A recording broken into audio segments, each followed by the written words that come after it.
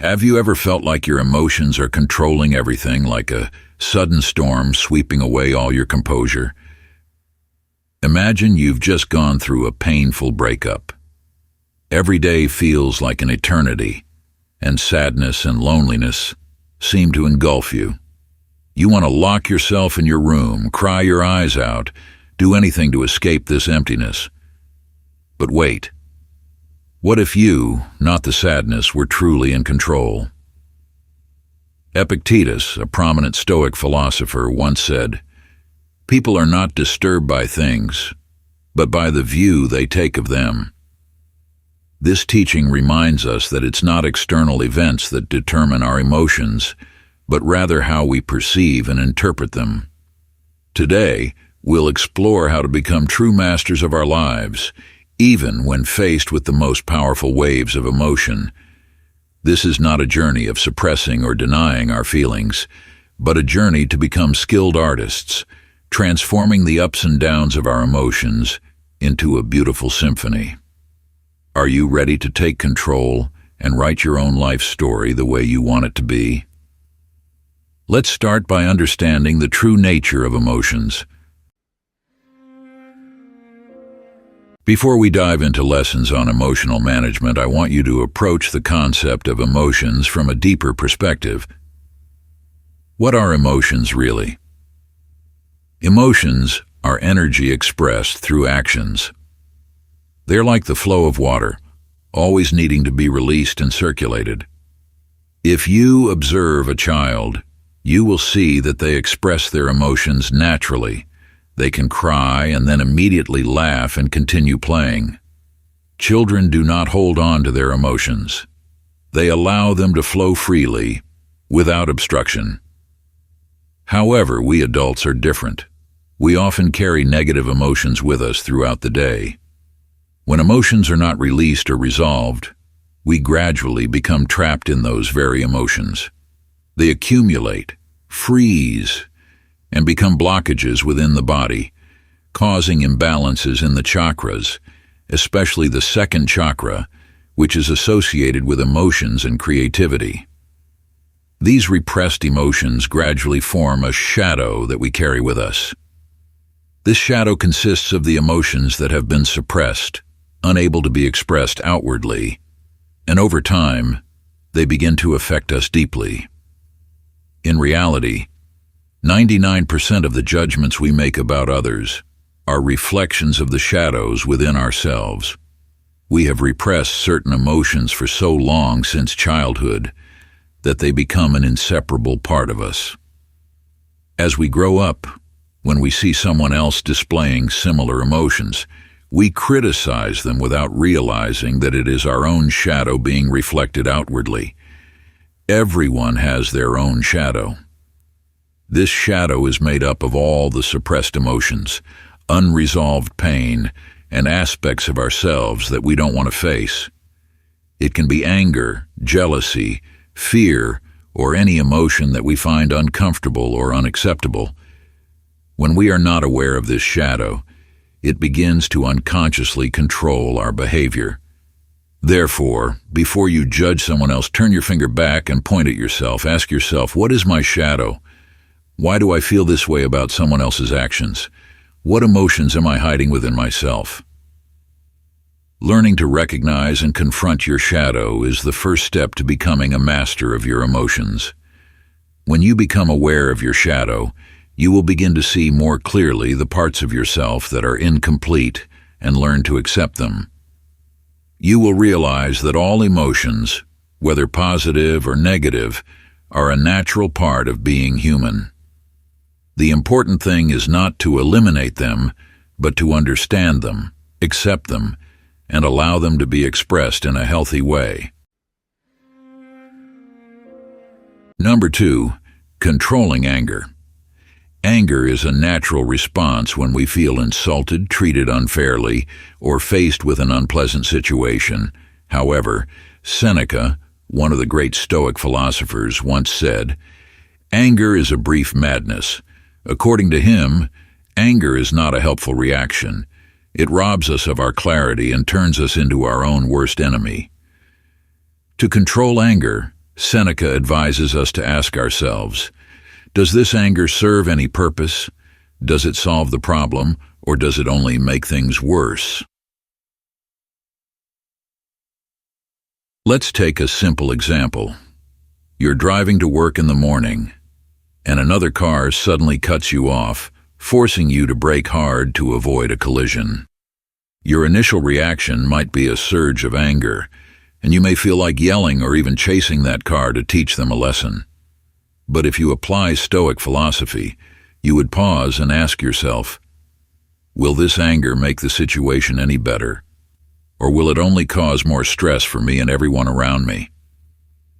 By asking this question, you can choose to take a deep breath, control your emotions, and continue driving safely, focusing on the more important things ahead. Another example can be seen in the workplace. Suppose you have spent weeks preparing for an important presentation, but when you present it, your boss harshly criticizes your work without offering any praise. Feelings of anger and frustration might rise, urging you to react immediately. However, according to Stoic philosophy, this is the moment when you need to apply calmness and reason.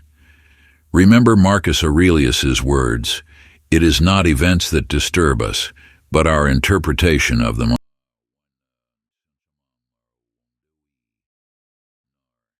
Instead of letting anger control you, you can choose to listen calmly, take note of what your boss says, and see this as an opportunity to learn and improve.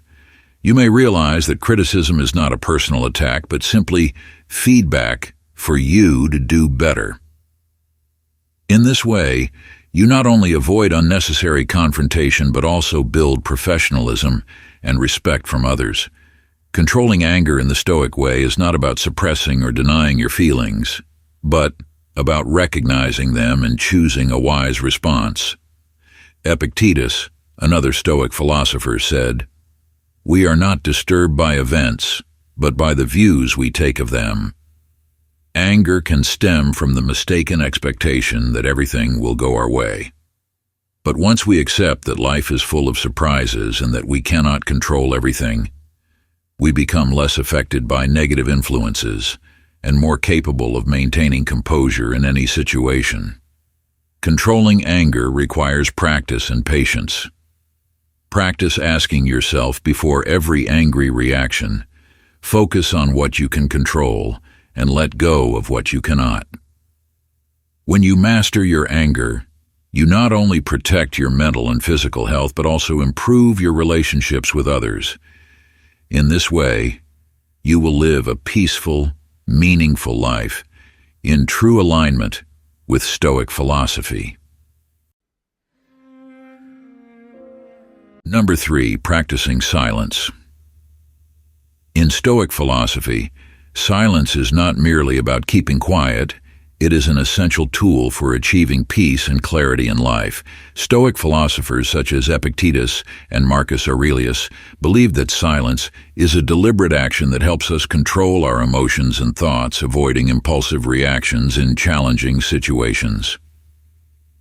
Rather than rushing to react or engage in unnecessary debates, practicing silence allows us to reflect more deeply, seek understanding, and find the best solution in any circumstance.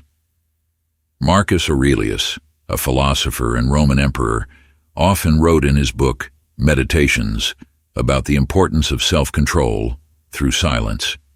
He emphasized that maintaining silence not only helps us steer clear of meaningless conflicts, but also keeps our minds calm, balanced, and clear. By controlling our words and reactions, we can avoid many unnecessary mistakes and conflicts while also fostering a more peaceful and harmonious life. Let's take a modern example to illustrate the value of practicing silence in the Stoic way. Suppose you are in an important meeting at work, and a colleague suddenly criticizes your idea harshly and unfairly. Your first reaction might be to defend yourself and respond immediately to the criticism. However, according to Stoic philosophy, this is a moment to practice silence. Take a deep breath, remain calm, and think, Is my reaction right now truly necessary? Can I learn something from this criticism, or at least wait and think more carefully before responding? By staying silent, you give yourself time to reassess the situation. You might realize that your colleague could be having a bad day, or perhaps misunderstood your idea. Instead of reacting with anger or defensiveness, you could choose to ask questions to better understand their perspective, or simply acknowledge points where you could improve. This not only helps you maintain composure, but also builds your image as a mature, professional, and respected individual. Practicing silence also enables us to listen to others more deeply. Epictetus once said, "We have 2 ears and 1 mouth so that we can listen more than we speak." When we are silent, we take the time to listen to the opinions, emotions, and viewpoints of others, thereby expanding our understanding and empathy. Another example is in personal relationships, such as with family or friends. When conflicts arise, remaining silent and listening to the other person can help resolve disputes much more effectively than hastily speaking out unnecessary words. By allowing the other person the space to express their feelings, we show that we respect and understand them, thus fostering stronger relationships. Silence in Stoic philosophy is not avoidance or a lack of courage. It is an expression of inner strength and wisdom. It requires us to learn to control ourselves, not to be swept away by sudden emotions, and to keep our minds clear in every situation. Silence is a skill that requires continuous practice, demanding patience and strong willpower. Number 4. Stop focusing on what you can't control. In life, there are many things that happen beyond our control. The weather, the actions of others, unexpected changes, and even larger events like economic crises or natural disasters. Sometimes, we tend to worry excessively about these things, blame ourselves, or feel helpless in situations we cannot change. However, Stoic philosophy teaches us an important lesson. Instead of focusing on what we cannot control, we should shift our attention to the things we can control, our own attitudes, reactions, and actions. When you spend time and energy worrying about things beyond your reach, you are, in fact, draining your valuable energy without yielding any positive results. Think about a situation where a friend is angry with you for some reason you don't know. You may try to explain, apologize, or even beg for forgiveness. But the reality is that you cannot control their feelings or thoughts. What you can do is change the way you perceive the situation, maintain a positive attitude, and try to learn from this experience to improve yourself in the future. Marcus Aurelius once wrote, "The happiness of your life depends upon the quality of your thoughts." This means that instead of wasting precious time worrying about things you cannot change, focus on how you respond to them. You cannot control the weather, but you can decide how to embrace a rainy day with a positive attitude. You cannot control the words or actions of others, but you can choose to react calmly and reasonably. Stopping the focus on what you cannot control not only helps you reduce anxiety and stress, but also gives you more energy to focus on what truly matters, the things you can control and change. When you start accepting that some things are beyond your control, you will feel lighter and, at the same time, create opportunities to grow and learn from the challenges you face. Rather than worrying about unpredictable events, learn to focus on what you can do to improve your life every day. By doing so, you will become stronger, more confident, and live a more meaningful life, unburdened by things beyond your control. Life is always filled with challenges and unexpected situations, but it is how we respond to them that truly shapes who we are. By practicing daily habits to control our emotions, we not only become stronger and more self-disciplined, but also find a deep sense of peace and happiness from within. Remember, mastering your emotions is not a destination, but a continuous journey that requires patience and constant effort. With each step on this path, you will find your life becoming lighter, more meaningful, and your relationships growing stronger and more fulfilling.